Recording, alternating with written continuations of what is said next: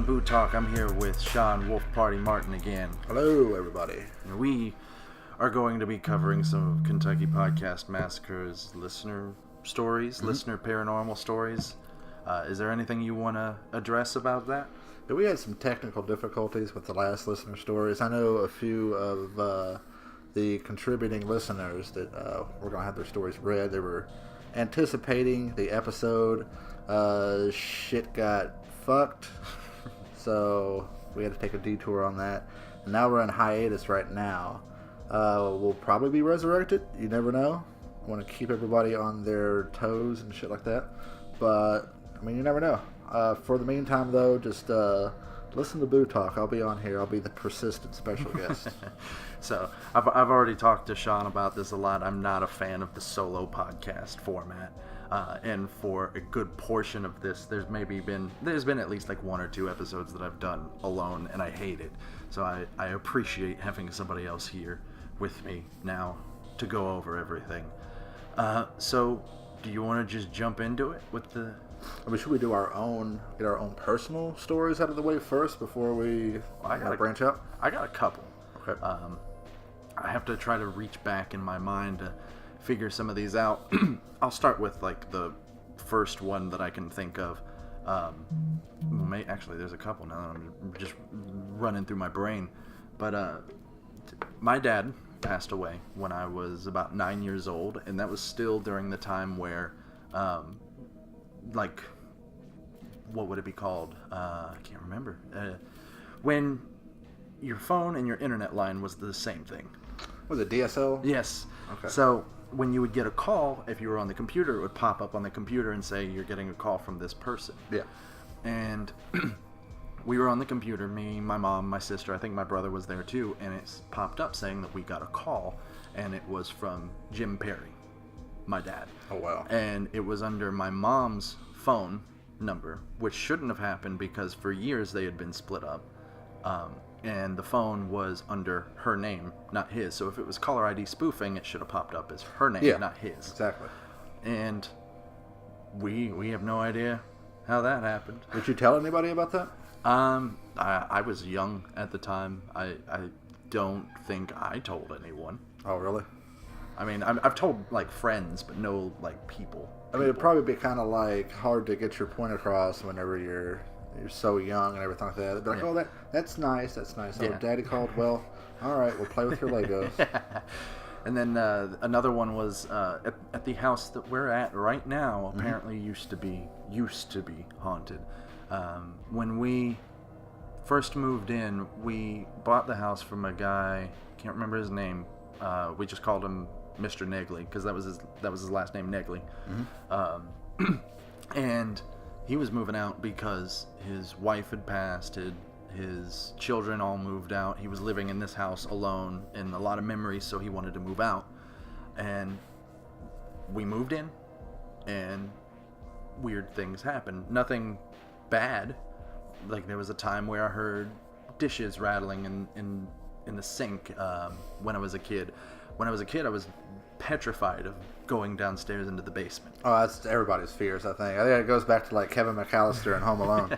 I was petrified of going down there. I would never go down there, but there was one day that I was a real big sleepwalker when I was a kid. My mom woke up, she couldn't find me, and freaked out because she looked out and saw that the front door had been opened, and figured that I got kidnapped or something. She went further downstairs into the guest bedroom, and I was tucked into bed. So what we assume had happened was I slept walk down the steps, out the door. Something must have brought me back into the house, took me downstairs, and then tucked me in. Like, I was full on tucked. Just like full on, yeah. Like your parents it was something in. I couldn't have done. Oh, that's crazy. I mean, when you are a kid, it's almost like, more often than not, spirits will more or less use you as a vessel. You're more open to the idea. When you get older, you're like, that's nonsense. Your mind kind of closes a little bit, but your mind's completely open when you're younger, so that's where a lot of experiences seem to happen. Well, it seems like this Mrs. Negley, she was just being motherly. Nice old lady. Yeah, and then when Mr. Negley eventually passed, everything stopped. She's gone. She probably joined them. Yeah. You know, the other side. She was just waiting here in the meantime because this was all familiar to her. Yeah. And, I mean, if they pass away in a certain place, then they usually stay there. Yeah. Or in the surrounding area. And I believe she did pass here. I don't know if it was here or if she passed in a hospital, but I don't know. But any you got? Oh, I have plenty. I got a couple more. I mean, basically my whole interest in the paranormal started with my mom telling me about the haunted house that she used to live in growing up, which was in J-Town, the South Hirschborn area. It doesn't exist any longer. Coincidentally enough, it burnt down. But this was basically like Louisville's version of the Amityville Horror, more or less. They had a big bay window in the attic, and one night it was storming really bad, and they heard what sounded like a tree crash through it, so they all rush up there. My mom, her mom, my grandma, and her sisters rush up there. Everything's fine. So they had no idea what the hell happened, went back downstairs, heard it again, did the same thing, nothing. Real quick, one of my aunts, she was sleeping one night, and she heard breathing next to her. She rolled over. There's an indentation in the bed, like somebody's laying in there. And she's paralyzed. She can't move. She can't scream. All she can do is just look at this indentation until she eventually fell asleep.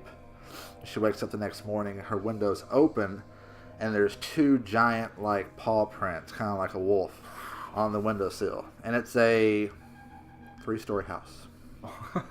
So that's where my interest in the paranormal happened. Her telling me these awful horror stories when I'm like 6 or 7 years old. But personally, I wouldn't experience anything until I was 12 when my grandmother passed away. Mm-hmm. And I remember it was after the funeral. I was in my side room crying, and I kind of felt this like comforting, cool breeze. It was the middle of the summer. It's hot as fuck. It's sticky. I felt a cold breeze. And she started talking to me, but it wasn't audible. It was in my head. Yeah. And this is before, I have the plethora of mental illnesses I have right now, so can't really chalk it up to that. But it talked just like she would talk, because she would kind of like stumble upon her words trying to find the right thing to say. And she said, you need to take care of the family, take care of your mom. She's going through hard times right now.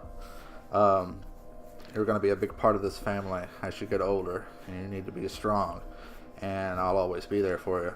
So that's what completely solidified the paranormal to me as something that was very much real. Whew.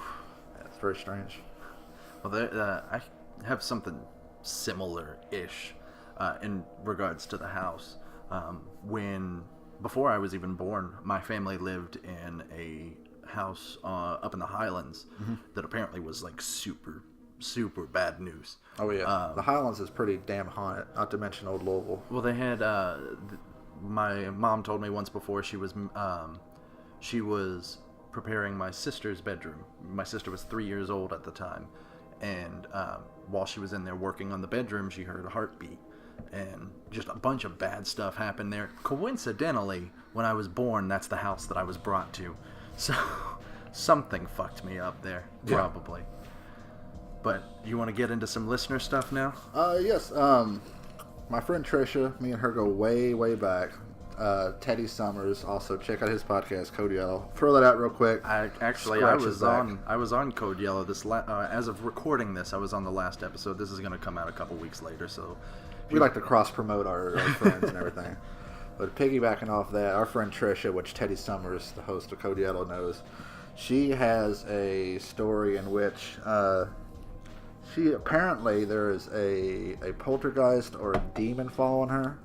I mean, I say poltergeist or demon because if you're not religious, then you say poltergeist. If you are religious, you say demon.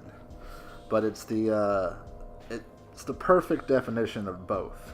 Basically, the last few years she has been bitten, she has been scratched, she has had all these weird bruises and stuff pop up on her. Her animals randomly go crazy. Her cats just look at something and then dart off into the other direction. Her dogs just bark at walls. Her appliances and stuff turn on. Xboxes, turning on and off, signing in. Her mic cord on her Xbox was wrapped around her lamp randomly. She sent me a picture of one of the scratches that she has there. Oh, shit. And it's like a raised kind of welt, but you can also see where it broke the skin. Also, I'll post this on your Facebook page so everybody can see. Yeah. Well, we also do a video version. I can add that into that. That works. I'll send that to you. A little inside baseball right here. Maybe a little bit too much information, but she typed this to me, so I will say it. She had a huge bite mark right where her chest and the top of her breast meet. I don't like the word breast. We'll say boobs. Faucets turning on and off. The whole 9 yards. It's classic, paranormal poltergeist / demon activities. And it's still going on. And she, as far as I can tell, is a very religious person. So I don't know if that plays an integral part in it or not. Well, when it comes to the Xbox stuff, maybe he just wants to play Xbox. Yeah, I mean, I've had that happen before to me, and it's just not even like, it don't faze me. I'm like, all right, bro, you want to play Far Cry 5 with me? I need an extra person. Revive my hand the controller, and it just floats in midair. I'm like, that's fine, man. I'm fine with it. Just don't throw it against the wall, you dick. Oh, man. That reminds me a lot of, Tad Dazarn. Yes. Right. So I've talked about this before, being from Baxter Avenue Morgue and everything with him there. He joined in with a paranormal investigation. There's a video of it online somewhere, of him going in Baxter and just being like, come on, you little bitch. Oh, he's being the Zach Bagans. Yeah. Pretty much. And since I know this guy, I don't want to say it's fake. But watching the video, you could see how it would be faked. I know him though, and he's repeatedly said it's not fake. He's not a bullshitter. So the video kind of blacks out a little bit and then fades back in, just kind of like the camera just went off of where the light source was and then came back, and Tad lifts up his shirt and has 3 scratch marks on his back. Why is it always 3? It's always 3. It's like there's some type of Ninja Turtle or some shit. They might be. I don't know, man. That's kind of cool, but I mean, have a pizza with them. So this happened at Baxter Avenue Morgue? Yeah. I've always heard the stories, and unfortunately it was after, I had left Baxter Avenue Morgue, about it being haunted. Maybe I didn't notice anything because I was too into scaring the shit out of people. But I mean, I never had any weird feelings about the place. Me either. I never heard about it until 2 or 3 years after I had left. There was something I was told, but I never felt anything. I've talked about it on the show before that I'm a ventriloquist. The first character I ever did worked with a puppet, and the puppet was given to me by management from Baxter. And I was told that there was this little ghost girl who liked the puppet because that puppet had been there like 5 years prior to me being there. Yeah, it's her buddy. And so, but she didn't like men. And now a man had her puppet, and she didn't know how to feel about it, and eventually came around to me. Feminist girl. Feminist ghost girl. But that's pretty much the only thing I can point to from Baxter, other than there's a lot of other actors that would say that something had happened to them when in actuality it was the veteran actors messing with them. Yeah. I can say that because I did it. Oh, yeah, you got to. I mean, it's classic, you go to a spooky type of place, you're going to, fuck with your friends. They do it at Waverly. Not that they need to, but you go there on a tour, they have 2 or 3 people that are on each floor, and they'll smack something or throw something or roll a ball, and it's like, dude, you don't really need to fucking do that. The place is legit haunted. At least that's my opinion. Well, this was just a way to, basically haze new actors. Yeah. They're walking down the hallway. You've been there. The access hallway that was there. They were walking down the hallway to go to the bathroom or something. You poke out of your room real fast, throw a rock down in their direction. Like that. That's pretty much all I would ever do. Oh, yeah. Or some of the bigger rooms, like the graveyard scene or something, you could hide back there without anyone even knowing you're back there. I've done it plenty of times. I've smoked cigarettes back there. Well, you could make people think ghosts were back there, too, while they're trying to act. Supposedly there's a catacombs type of thing. Me and Teddy Summers had seen it before. There's a big hole in the wall, and apparently it goes across the street, because that used to be like a printing press or something across the street, and it like somehow connects. But we never went back there for some odd reason. You figure us being adventurous kids at the time, would have explored it, but for some reason we never went back there. Maybe we were just chicken shits, and maybe we were scared. But I never even knew that was a thing. I wish I'd known while I was there. I think it's in the graveyard somewhere too. It's probably I have. Or the surgery room that's right next to it. Well, the graveyard and surgery room, that's one big room. Yeah, they're kind of like sectioned off or whatever. Yeah, they just have like a curtain in between them. Yeah. But you want to move on to another one? Oh, yeah. This one, I'm not necessarily just going to read. I'm going to go by experience. So we'll chalk it up as a personal experience of my own and also a friend experience. We were both there at the time. So this is from my friend Rachel Coy.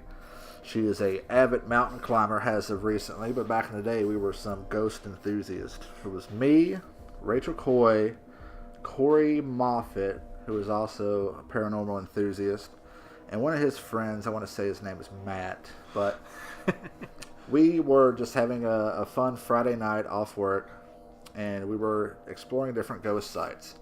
So my friend Rachel, she says that there is an old cemetery in Shepherdsville, Kentucky.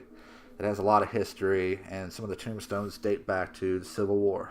So we're like, sweet.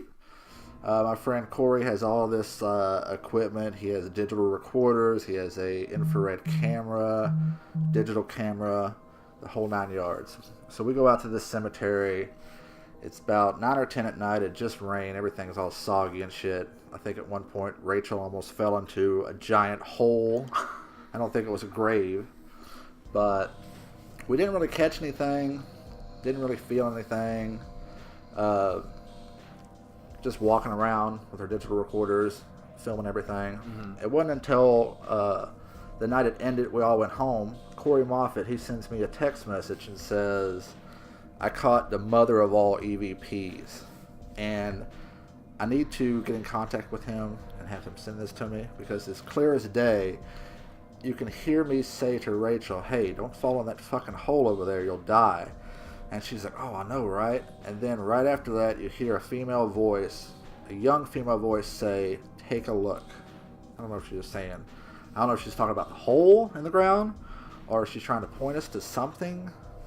But it is clear as day. It's not one of these warbled things that you just interpret as, oh, yeah, they said that shit.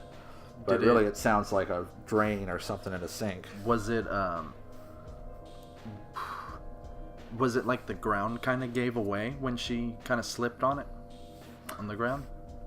No, I mean, the hole was clear as day, but I think Corey might have been shining his light towards her, so she couldn't really see. Okay. But she was only like 4 foot, 10. She's practically a midget. So if she fell in this big-ass hole, it would have fucked her up. But I had this saved on 2 or 3 of my phones, and I just got a new phone, so I don't have it anymore. But I'm sure that he can dig it up, and I'd love to post it on either Kentucky Podcast Massacre's page or BooTalk. Yeah. I see, because I was thinking if the ground kind of gave away, maybe it was like a shallow grave.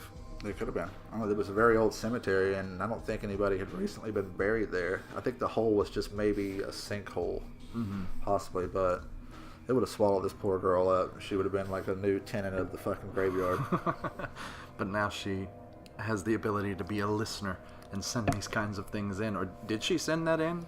I'm just going by just a personal story or whatever. But when I was going around asking everybody on my friends list if they had any personal stories, she's like, talk about that one. Okay, so she kind of sent that one in. I do have a couple other personal type things. Having a hard time remembering some. Have you personally done any ghost hunting yourself? Yes. Awesome. Yes. You just reminded me of one. I talked about this one on the one we on the botched recording we had.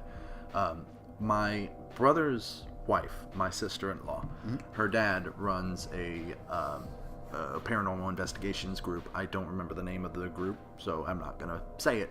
But they were going to a school. I think it was an elementary school, either elementary or middle school, that had been closed down in Versailles, Kentucky. Oh, okay. And legend was that the janitor there was kidnapping and killing kids. I don't remember if rape was a part of that. I don't think it was, but he was kidnapping and killing kids. God, I hope not. I mean, you're kidnapping and killing, dude. What are you going to add to it? So we're down there, and they have this medium with us. They turn out all the lights. Me and my brother are standing shoulder to shoulder, just standing there. And this medium is trying to contact this janitor, and they said he came through.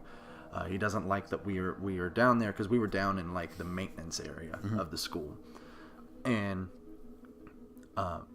you hear the medium's voice turn towards us, like he looked towards us, but you can't see him, of course. And he asks if there's two brothers in that direction. We said yes, because we're standing shoulder to shoulder. And he said that this janitor is right behind you two. Oh, shit. And is whispering in your ear, "You both are creeps." I'd be like, what, motherfucker? And we're just kind of like, oh, that's weird. And then, like, less than a minute later, the medium says, something else has come through. And he said, I didn't expect this. Something else just came through. Did you guys lose a dad? Oh, wow. Yeah, we did. Well, he just came through and he just said, back the fuck off. Those are my boys. Oh, shit. He's backing you up. And that was one of the things that has stuck with me. Just having that happen. And, my dad, I love him. I didn't know him very well because I was young when he died. I loved him. But the truth needs to be told.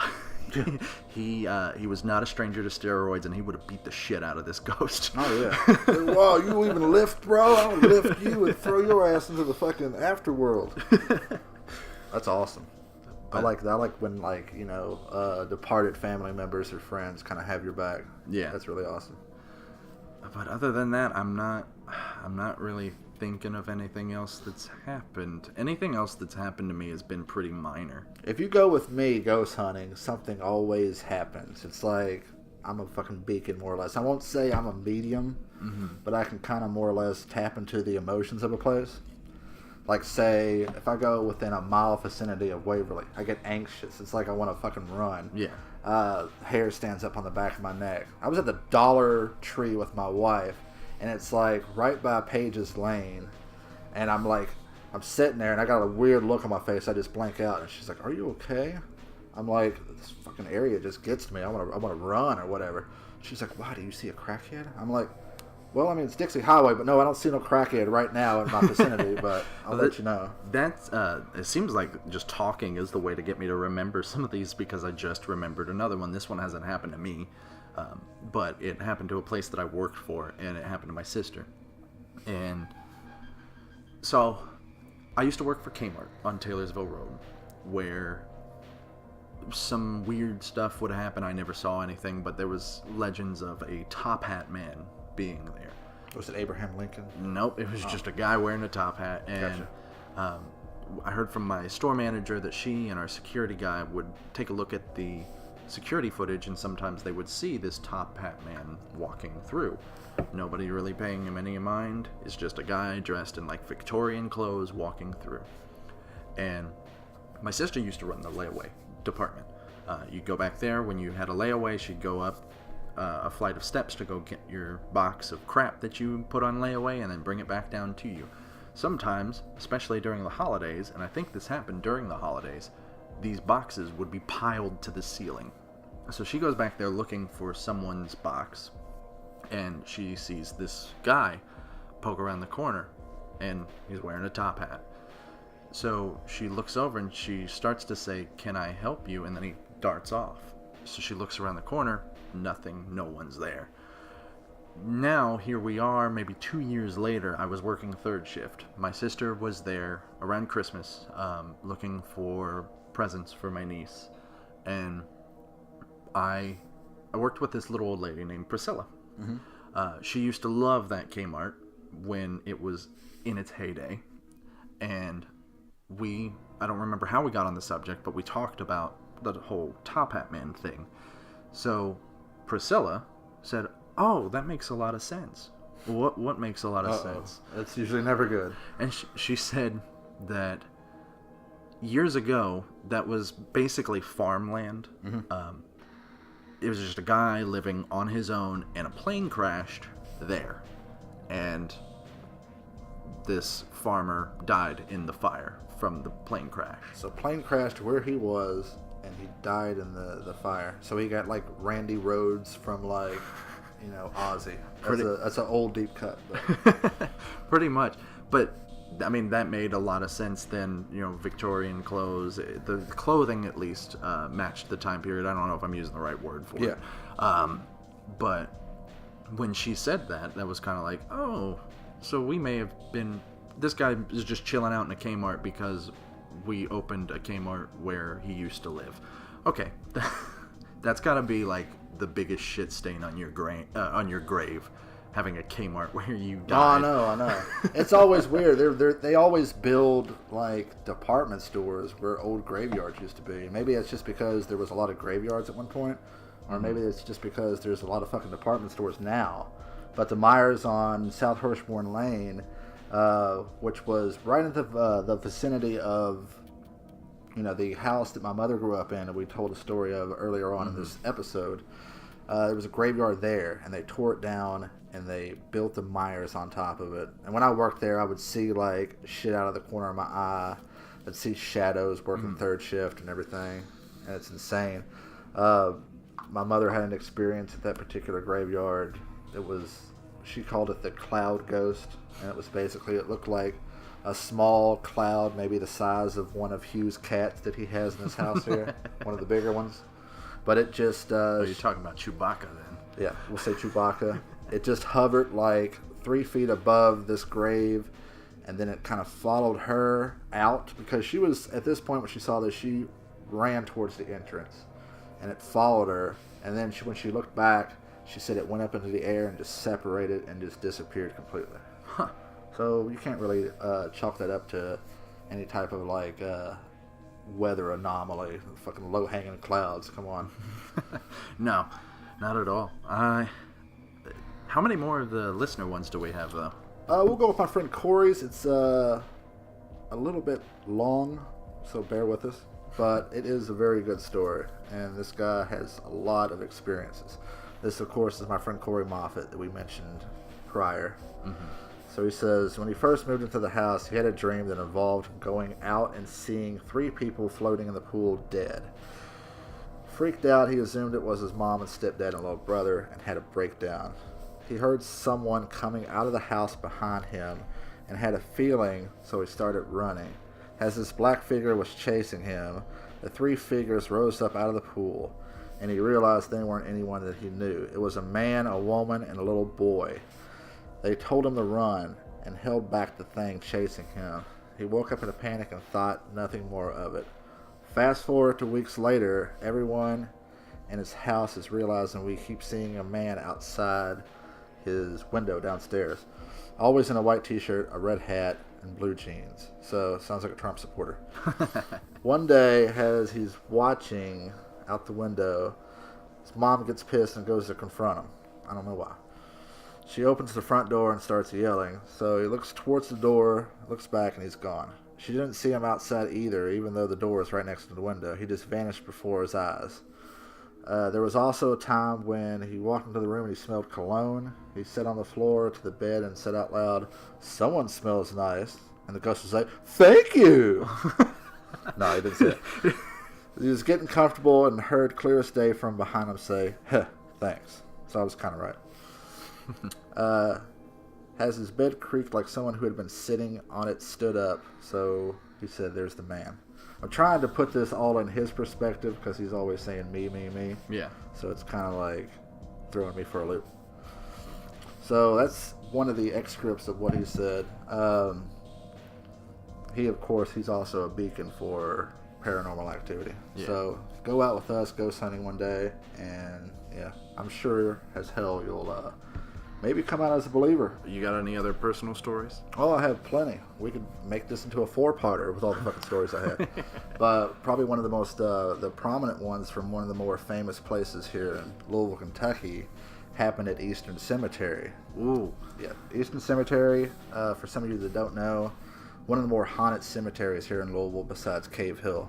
I've been to Cave Hill. I didn't see anything, but I've been to it. I've never been to Cave Hill, but Eastern Cemetery, I've been there quite a few times. And back in the day, we'll say 10 plus years ago, you used to just be able to go there, explore it, no problems, no hassling whatsoever. Nowadays, it's another story. There's security guards there. So explore at your own risk. But me and my quote-unquote paranormal team from Indiana when I lived there, we went to Eastern Cemetery one night during the summertime. We were going to explore the child's graves that are in the back next to the crematory, and also the witch's grave that is behind the crematory, which is creepy as hell, because you go back there, you see these tiny headstones that belong to, I guess they were orphan babies. But I didn't know there was a witch's grave there. Well kept secret. There is a witch's grave back behind the crematory. It sits off to the side. I forget the name of the lady, but it says, the quote that she put on her gravestone was, I will rise again, or I will be back again. It's creepy as shit, and there is a pentagram. Not a pentacle. I know the fucking difference. I'm not ignorant. There's a pentagram on the grave. And it's said that this particular witch is the one who watches over the babies' graves. So we go out there, we walk the path all the way to the back of the cemetery where the crematory is, and they have wooden panels up next to the entrance that you could just slide over and you could just walk right in the crematory. So we walk right into the crematory. It was me and 4 other people. And the ground is completely littered. The place is trashed. The ground is littered with nothing but like pornographic magazine pictures everywhere. Are people just like jerking off on this witch's? I think it's hobos. Hobos jerking off in the crematory. They used to be able to jerk off in alleys. Now they're jerking off in crematories. But I digress. We go in there. The place is trashed. Shit's thrown everywhere. There's an altar that remained untouched in there. You know, like most like funeral homes or something, kind of have that like that pop it up there where preachers and stuff give the eulogy. So we go around there, we're videotaping everything, we're taking pictures of everything, audio recordings. There's a huge graffiti tag that says, "Hell awaits you," and it has an arrow pointing downstairs to where the furnaces for the crematory was. So of course we're gonna fucking go down there. I mean, shit, that's an invitation. So we all go down there in the crematory, and there's just ash that you could just put your whole like arm into up to the elbow. There's still ash there. I'm assuming it's of the bodies. I would think that they would clean that shit, but who knows? Maybe the hobos smoke a lot of cigarettes. We're down there exploring. It's creepy as hell. It stinks to high heaven, kind of like roadkill. We're exploring everything. Everything's fine. As we're climbing the stairs, as we reach the top, there was a gurney down there that we were looking at and everything. We kind of had to move it out of our way so we could get to the furnace, and it made kind of like a creaking sound. And it's completely stable. We had to put some force into it to kind of push it out of the way. But as we reached the top of the stairs, we heard it creak. Everybody's up there with us. There's nobody down there whatsoever. So it's like the gurney was moving pretty much on its own. So as we're leaving and everything, my friend gets real anxious and starts running. And he has the video camera and he's videotaping. So we catch up to him outside of Phoenix Hill Tavern, and we're like, "What the fuck, dude? What's going on?" He's like, "Dude, something just told me to run, man, so I just booked it." So we go back to his home, we check out the tape and everything, and you can clearly see, it's very vague, but you can see the outline of a woman kind of walking around where the child tombstones are. You just see the outline of her.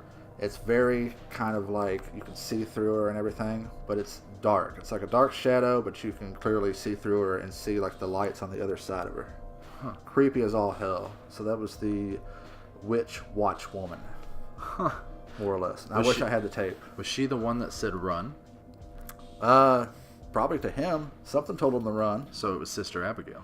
It might have been Sister Abigail, yeah. Yeah. Follow the buzzards, man. So I remembered and forgot, and I just remembered again another story that I had personal, but it's not as in-depth or terrifying as yours, as what you just said. It revolves around another father figure, actually. Okay. This guy was basically my stepdad, not my stepdad. I treated him like shit while he was alive, and then I realized, oh shit, I shouldn't have done that as he was dying of cancer. It happens, man. And then, actually, right there in the room we're in, right there, there's a little bit of his ashes right up there. I'll be down.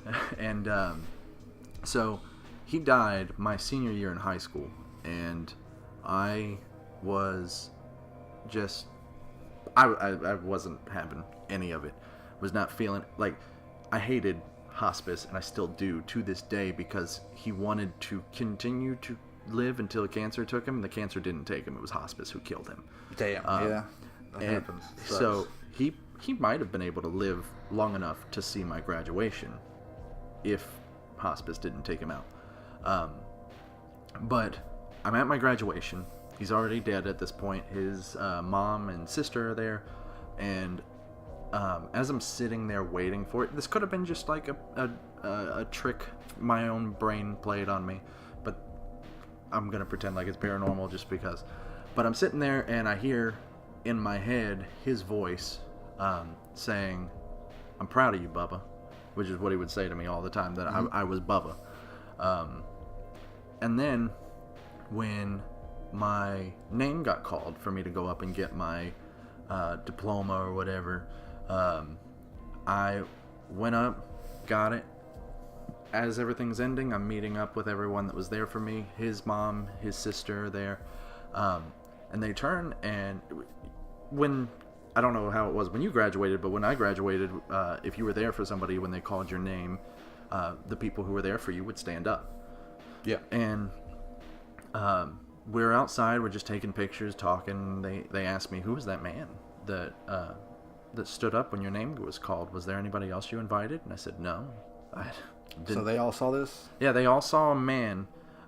They didn't recognize him, so it might not have been the stepdad guy. It might have been my dad. Who knows?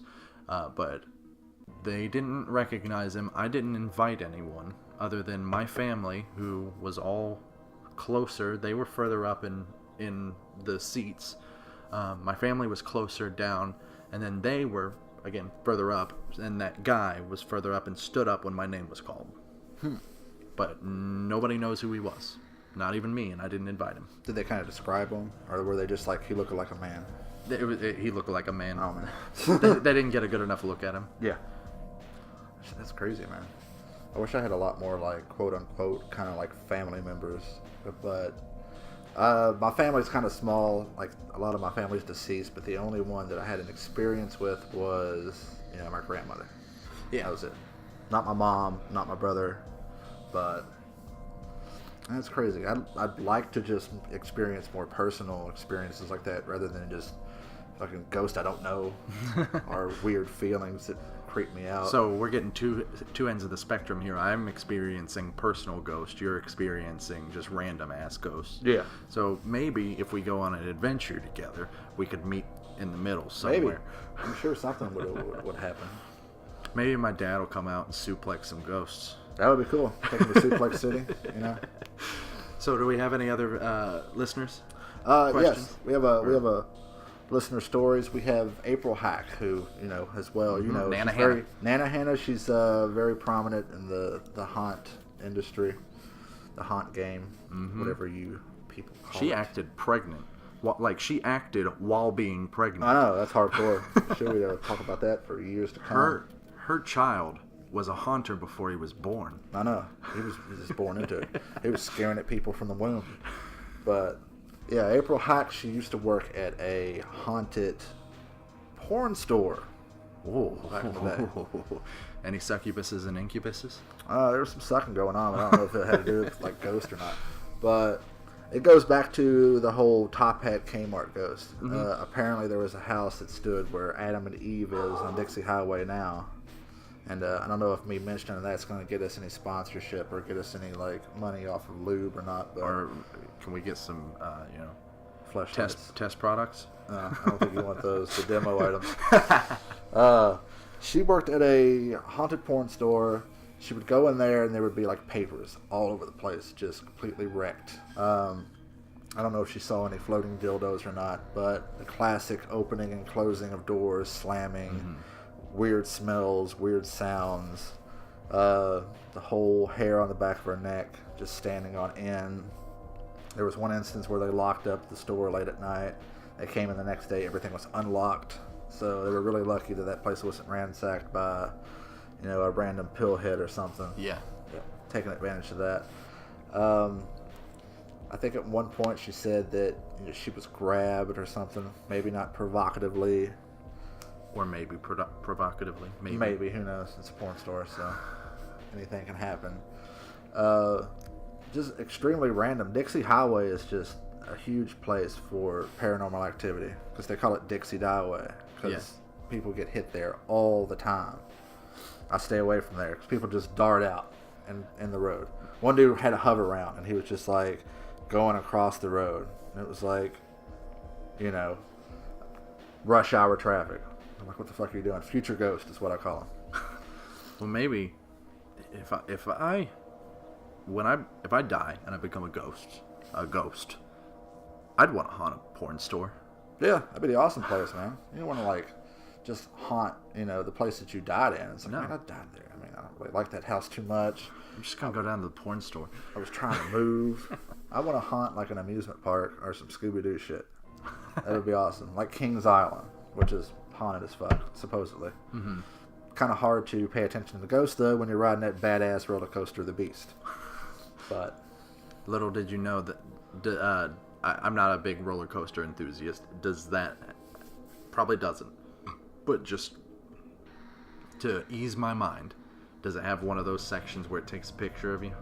The Beast, I'm sure they do. Every roller coaster seems to do that now. So you get to the end of it and you were sitting on this ride alone and they take a picture and there's just a bunch of ghosts behind you. They're like, yeah! I would buy that. I would definitely buy that. And I would send that to Zach Bagans. Dude, bro. Then he'd come and with this affliction shirt and yell at Ghost all through Kings Island. It would be awesome. Is there any particular places that you want to go, whether they're local or not? Man, after our talk about the paranormal stuff on the BooTv and BooTalk episode of Paranormal Part 1 and 2, honestly, a lot of those I'd like to go to. I've been doing some more research on some of these, even after everything, like Bobby Mackey's and everything like that, which I found out that I think I got a bit of information wrong. I think I got one of the people's names wrong. Oh, that's fine. Or, as long as you get the story pretty much right. But I also think whoever it was, I called her a him. But don't be assuming no genders, man. Yeah. I mean, I might have really offended that ghost. So maybe I need to go to Bobby Mackey's and apologize. They're going to throw a fucking Michelob Ultra at you or something. But I've done a little bit more into Bobby Mackey's. I'd love to go there. I'd love to go there too. That's one of the places I haven't gone. It's on the bucket list. Eventually, Waverly. I've never been there as well. Yep. Not even as the haunted house. I haven't been able to get to go there. Then you're not missing anything from the haunted house, man. we already did that before. I'm not going to cover that again. I can't stress that enough. But I'm just saying in general, I've never been there physically. The Pilot's Knob Witch, I really loved that Marion one. County, and I really want to go there now, just to see what's going on there. The Watcher and the Witch's Grave and everything. And to see that grave in person would be. Yeah, it's insane. It's all covered up with steel and stuff, trying to keep something in there. I also, as I was researching some of these things, I found I was watching a YouTube series that covers some of these things. I'm not going to name the YouTube series because it's probably stupid, and it is. They don't need our attention. No, but I was just kind of binge watching for an hour. Not really binge watching, but considering YouTube, binge watching. And they covered the Axeman of New Orleans and I just came from New Orleans. Yeah, it's awesome. So I didn't know there was an Axeman thing there. He like straight up was Jack the Rippering this shit up. He wasn't a very good murderer though, because like axes back in the day, they were more like hammers, so it took a few whacks. I think he only killed maybe 2 or 3 people. But what made him so interesting to me was every time he did kill somebody, it was with their own axe.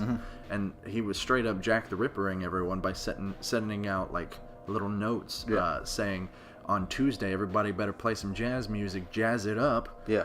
Or I'm going to come kill you. You can kind of get an inflated sense of the Axeman in New Orleans if you go back and watch American Horror Story Coven. They cover him and everything, but that was a lot more badass. This guy was probably just some random vagrant who, you know, took advantage of, I think it was grocery people that he killed mostly. People who own grocery stores or pharmacists or something like that.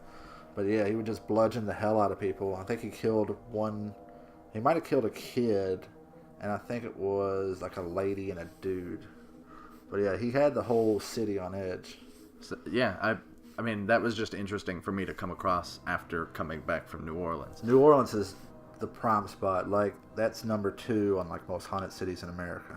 I didn't get a chance to really look at any of that. Well, you went right during WrestleMania, so you probably didn't pick up on the energy or anything like that. The hotel we were in was a part of an old hospital, though. So maybe something went down while I was asleep. Maybe I got some porn store ghosts. Maybe you got some like you know, Dan Aykroyd action from Ghostbusters. And you got like a blowy from a fucking phantom or something. Didn't even get to fucking enjoy it. All right. So is that all the listener? That's all I have for the meantime. Yes. Okay.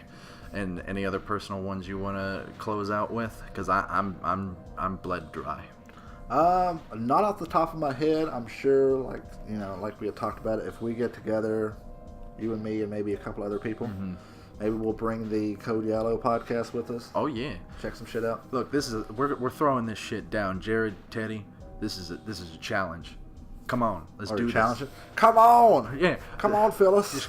Oh, hell yeah, this is a challenge. Go on down to a Paranormal.